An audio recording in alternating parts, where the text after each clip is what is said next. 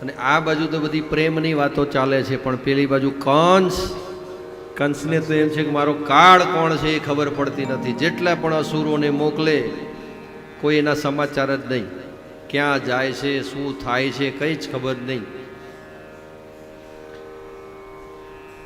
એટલે અરિષ્ટાસુર, પહેલાં તો સુદર્શન અને શંખચૂડ નામના બે અસુરો હોય છે. એ મહાભયંકર અસુરો હોય છે. એ મહાભયંકર અસુરોને ભગવાનને મારવા માટે મોકલે છે, પણ અહીંયા ભગવાન એમનો પણ વરજની અંદર ઉદ્ધાર કરી દે છે, બંનેને મારી નાખે છે. પણ એની કંસને ખબર પડતી નથી. પછી એ પણ પાછા ના આવ્યા ત્યારે અરિષ્ટાસુર નામનો જે અસુર હોય છે, એ અરિષ્ટાસુર નામનો અસુર જે હોય છે એને મારવા માટે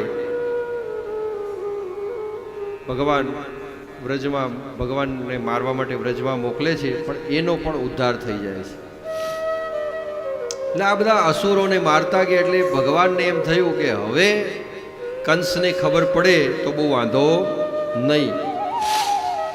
છેલ્લે કેસી અને વ્યોમાસુર નામના અસુર હોય છે, એમને ભગવાનને મારવા માટે મોકલે છે, પણ ભગવાન એમનો પણ ઉદ્ધાર કરી દે છે. અને આ બધા અસુરોનો ઉદ્ધાર થઈ જાય છે. અને ઘણો બધો જે કંસના બાહુબળ હતું એ ભગવાને આ રીતે એક એક કરીને કાપી નાખ્યું છે. બધા અસુરો જે હતા હોય એમને એટલા બધા અસુરોને માર્યા કે કંસનું બાહુબળ હવે ઓછું થઈ ગયું.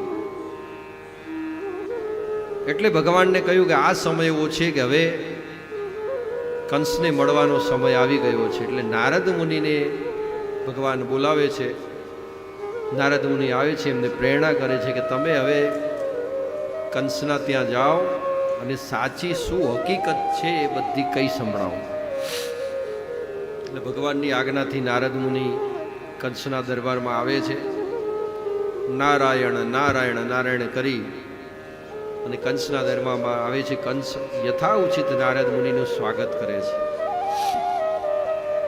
પછી પોતાનો અંગત પરામર્શ મહેલ હોય છે, ત્યાં નારદ મુનિને લઈ જાય છે. પૂછે છે કે દેવો શું કરી રહ્યા છે, કોઈ મારા વિશે ષડયંત્ર તો નથી કરતા ને? આવું બધું કંસ પૂછતો હોય છે. એટલે નારદ મુનિ એમ કહે છે, કંસ એ બધું તો ઠીક, હવે દેવોનું બધું, પણ આજે મેં તારા ચહેરા ઉપર નૂર નથી જોતો. કંઈક ભયંકર ચિંતા હોય ને એવું મને લાગી રહ્યું છે.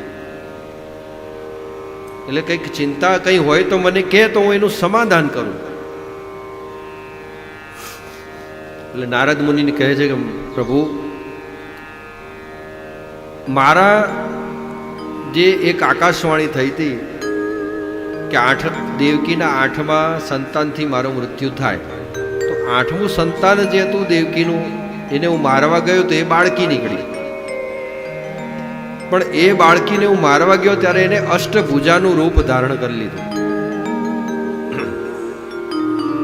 અને અષ્ટભુજાનું રૂપ ધારણ કરી અને એને કહ્યું કે તું મને શું મારવાનો હતો? મારવા વાળો તો જન્મ લઈ ચૂક્યો છું, અને આ રહસ્ય હું સમજી શકતો નથી.